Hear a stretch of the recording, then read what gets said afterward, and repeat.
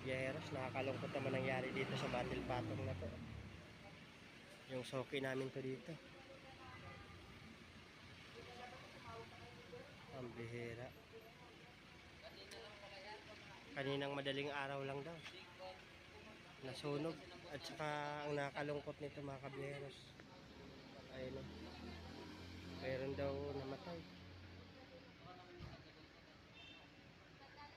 Kakilala ko namin ng ano nito, may-ari eh.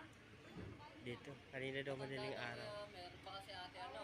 Yung babae ba? Matanda daw. Dalawa daw. Ah, dalawa? Naku, dalawa pala.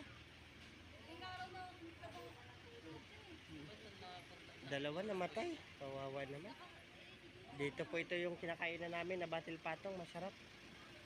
Sa may, dito sa may Kahit gantong oras eh. Manila. Kakain sana kami. Ito oh. Hindi maayo pa eh. Dito harap ng ano, Galing pa kami ng ano, Quezon City. Kingdom Hall of Jehovah Witnesses. Ito yung soki namin na Battle Patong. Masarap to rito. Dalawa namatay. Sabi. Mga babae, matatanda. Baka yung kakilala namin yun.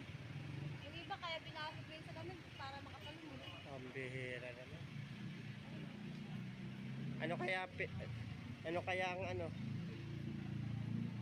Bakit kaya nasunog to? Ang dahilan, kawawa.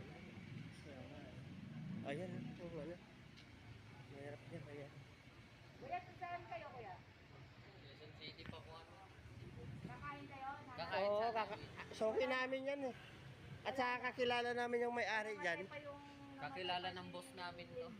Dalawa, yung Yung babae, yung cashier, yung mahabang buhok. ala, si ate. Yung, Matagal na. oo, yung matagal, nagsiserve sa oo, atin. yung mabait na lagi natin. Oh, kawawa naman. Oo, mabait yan eh, si ate.